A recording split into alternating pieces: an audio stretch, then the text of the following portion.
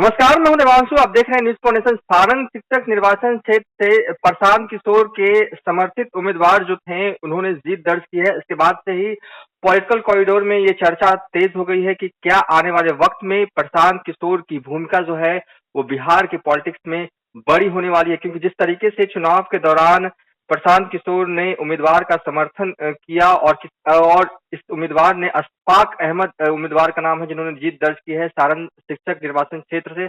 उन्होंने जीत दर्ज की है। कहा जा रहा है कि प्रशांत किशोर के करीबी एमएलसी सच्चिदानंद राय ने भी इस जीत में अहम भूमिका जो है वो अदा की है। भले ही प्रशांत किशोर ये कह चुके हैं कि शिक्षक के भले ही प्रशांत किशोर कह चुके हैं कि किसान के बेटे हैं अफाक अहमद, एक भी रुपया उन्होंने खर्च नहीं किया, लेकिन चर्चा यह है कि सच्चिदानंद राय वो शख्स हैं जिन्होंने बैक किया और जिसके बाद से ही प्रशांत किशोर के जो समर्थित उम्मीदवार हैं उन्होंने जीत दर्ज की है एमएलसी चुनाव में। इस वक्त हमारे साथ बात करने के लिए सच्चिदानंद राय हैं। सच्चिदानंद राय जी, आपकी क्या भूमिका रही अफाक अहमद को जिताने में?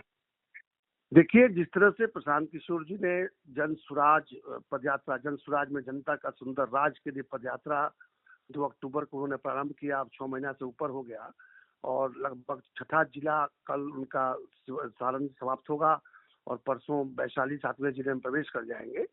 तो इस दरमियान मैंने देखा कि एक ऐसा प्लेटफॉर्म बन रहा है जिस प्लेटफॉर्म पर मेरे जैसे लोगों को जुड़ जाना चाहिए और जुड़कर जो प्रयास उनका कि सही लोग, सही सोच वाले लोग एक साथ आकर सामूहिक प्रयास करें।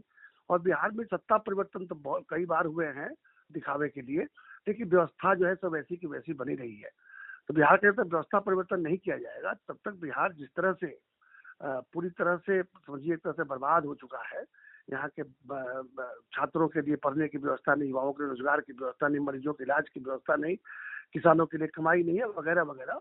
इतने सब जो जो ज्वलंत मुद्दे हैं जिन पर कभी चर्चा नहीं होती। यहाँ चर्चा होती है जाति की, मजहब की, हिंदुस्तान पाकिस्तान की, 56 इंच सीने की, तो भाजपा मजहबी है तो दूसरा जो है सेकुलर है। ये सब बातें जो यहाँ पे होती रहती है उसे जनता का कोई सरोकार होना नहीं चाहिए, लेकिन इसी से सब सारा सरोकार रहा है।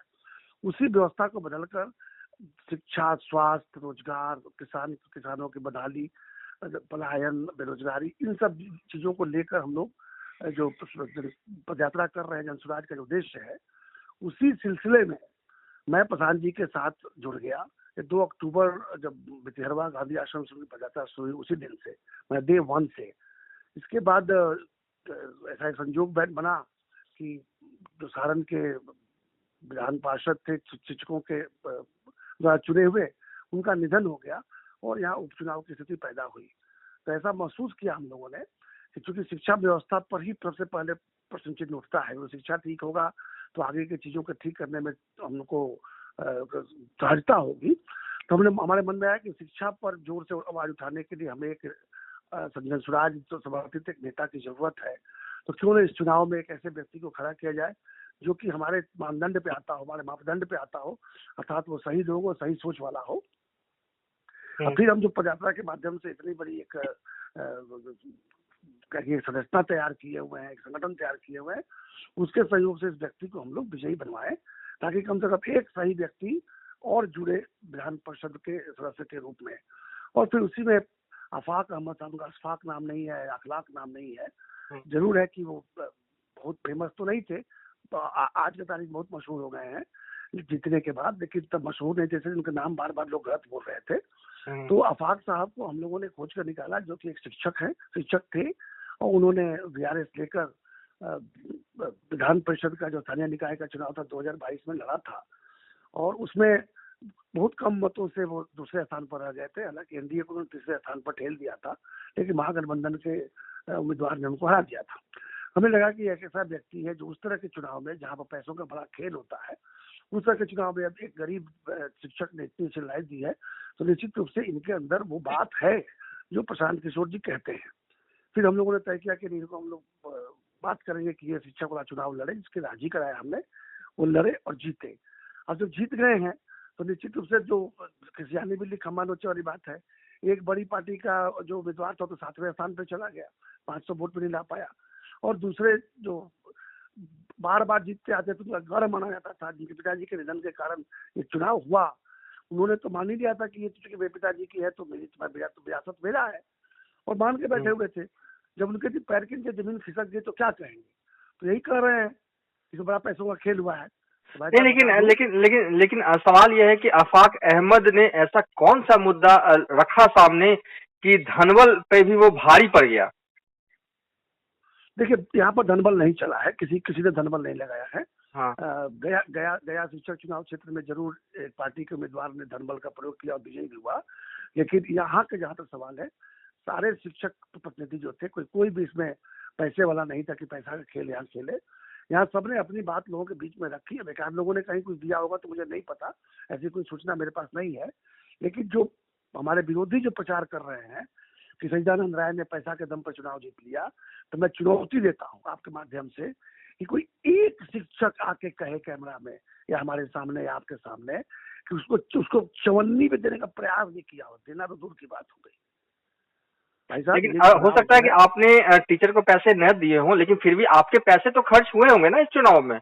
अच्छा बताइए, कौन चुनाव लड़ता है जो जिसमें गाड़ी नहीं चलती है, गाड़ी में तेल खर्च नहीं होता है और 4 लोग साथ में जाते हैं तो नाश्ता नहीं कराया जाता? ये कौन सी बड़ी बात हो गई यार? और उसके लिए भी हम लोग, हमारे पास दुश्वारी है क्या कि हमें गरीब आदमी को चुनाव लड़ाने के लिए हम अपने, हमारे पास हम 4-5 गाड़ियां मेंटेन करते हैं, तो 5 लोग गाड़ी में बैठा के चल दिए तो ये कौन सा विषय हो गया? निश्चित रूप से चुनाव में तो प्रचार किया जाता है, और सिर्फ 12 कैंडिडेट खड़ा थे, 12 के 12 कैंडिडेटों ने किया है बात को। तो ये सच्चिदानंद राय की जीत है, क्योंकि सच्चिदानंद राय ने तन से मन से आफाक अहमद जी का साथ दिया। देखिए ये जनसुराज की जीत है। जनसुराज जो पदयात्रा शुरू हुई, जब हम लोगों ने तय किया कि चुनाव लड़ाएंगे, तब तो हमारे पास एक वोटर बनाने का भी अवसर नहीं था। आपको पता होगा इस चुनाव में क्या होता है, जो भी चुनाव लड़ना चाहता है वो बहुत पहले से वोटर लिस्ट में अपने समर्थकों का नाम जोड़ना शुरू कर देता है। जिस दिन हम लोग निर्णय लिया कि हम चुनाव लड़ाएंगे, तब तक वो तिथि समाप्त हो चुकी थी, और जो भी वोटर बने थे जो 10,800 के आसपास, वो विभिन्न प्रत्याशियों ने जो बाद में चुनाव लड़े, उन प्रत्याशियों ने बनाया था। और उसी में जो दूसरे स्थान पर है उनको लगा कि मैंने इतना बना दिया है कि मेरी जीत तो सुनिश्चित है।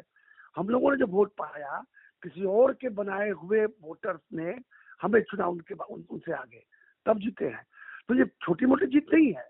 जीत को अगर विश्लेषण करेंगे तो पाइएगा कि जो कभी किसी के करीबी हुआ करता था और भरोसे पर उसको बनाया गया था कि उनको वोट देगा, उसने पाया कि नहीं, उनमें वो बात नहीं है जो हमारे जनसुराज के कार्यक्रम में और जनसुराज के प्रत्याशी में है। तो इसका बहुत दूरगामी परिणाम देने वाला है, ये बात मान लीजिए। बिहार का चाणक्य फिर से जाग गया है। अच्छा, बहुत ये शिक्षक चाणक्य के रोल में आ गए हैं। मैं बता दूं कि पटना और दिल्ली में बैठे हुए धनानंदों की नींद अब उड़नी शुरू हो जानी चाहिए। नहीं होती तो अच्छा है भाई, जब सोए रहेंगे तभी हम विजय प्राप्त कर लेंगे, जैसे इस बार प्राप्त कर लिया। जाग जाए लोग तो शायद हमें थोड़ा और कठिनाई का सामना करना पड़ेगा, लेकिन जीत तो सुनिश्चित है। इतना बता दूं, 24 और 25 दोनों के परिणाम बड़े रोचक होने जा रहे हैं। चलिए, हमसे बातचीत करने के लिए बहुत बहुत शुक्रिया सच्चिदानंद राय जी।